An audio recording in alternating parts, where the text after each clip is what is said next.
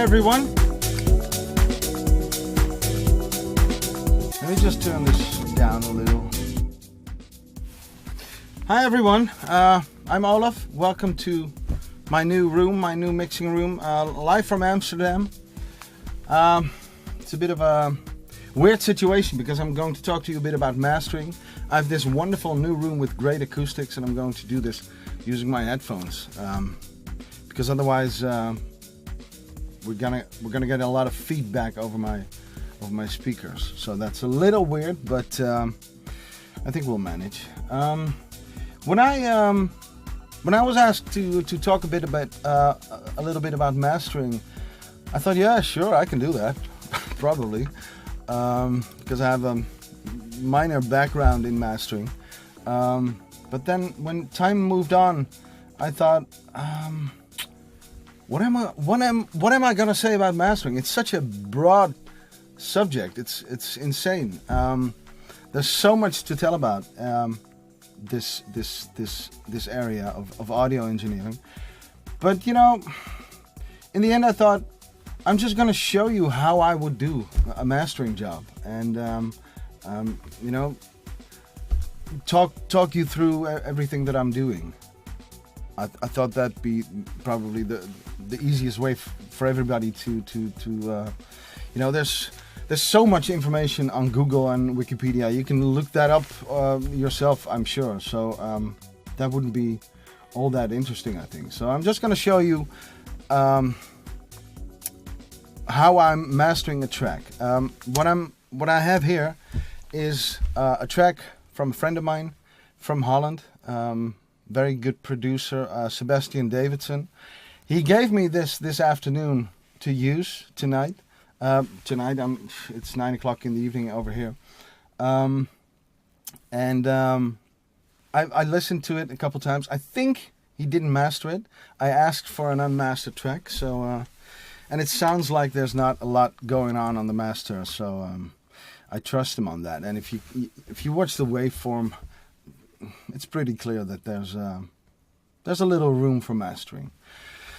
First of all, let me tell you a bit about myself. I've done quite a lot of productions, house music production in the past 25 years, and right before I got my first record deal, I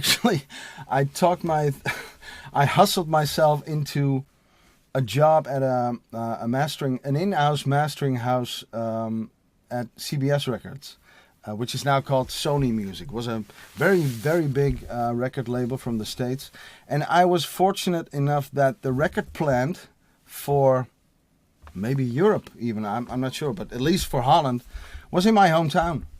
So I talked my way right into the job. Got a tip from someone who was leaving the company, and he said, you got to apply for that job, you got to talk to him and him and him. And I got the job. I just I was bluffing a bit, and you know, I got the job. So there I was, 21 years old, maybe 22, I think 21.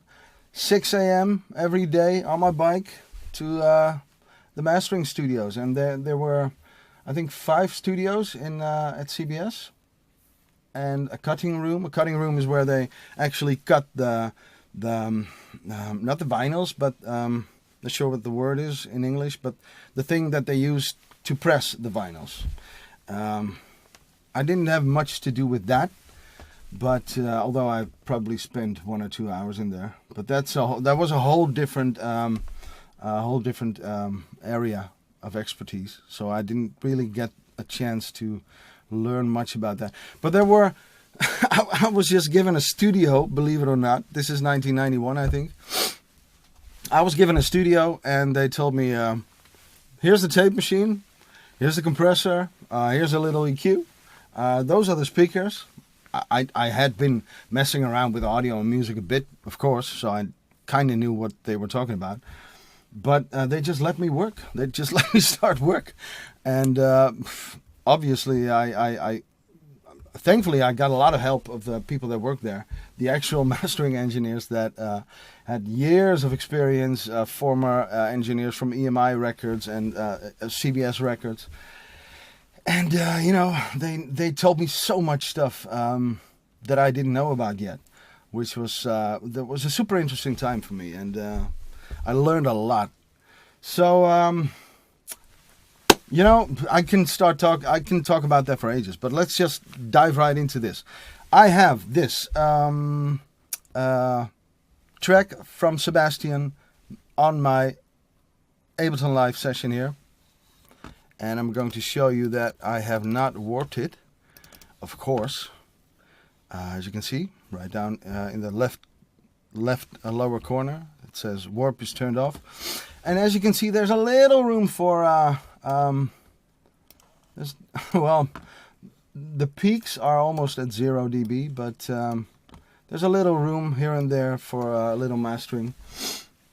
By the way, if ever you have a question, just drop it in the chat window. I've got a screen right there to the right of me.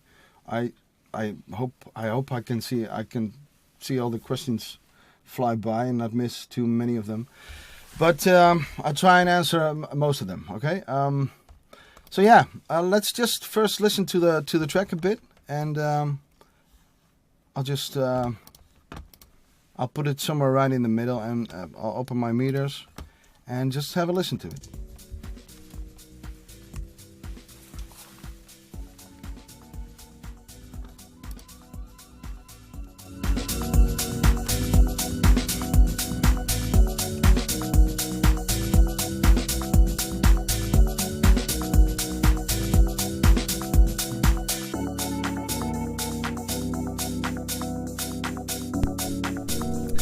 All right. Well, typical. Well, not typical, but one of those deep house tracks. No, seriously. Sebastian is a great producer, and I think he actually left me with a naked master here, without any processing. The big question is always, what do you want to do with mastering? When I started mastering, learning mastering, it was about getting tracks from different recording studios, from one artist who maybe recorded one song in that studio, one song in that studio, with that engineer, with that producer, with that mix engineer. And these tracks had to come together on an album. So they had to find a way to match the sound quality, sound characters of these tracks a bit.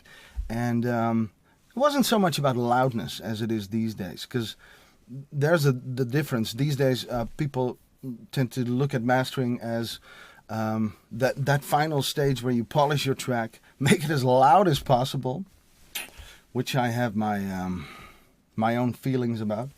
But, that is pretty much what we are talking about today. Polishing up the track, getting it ready for commercial release.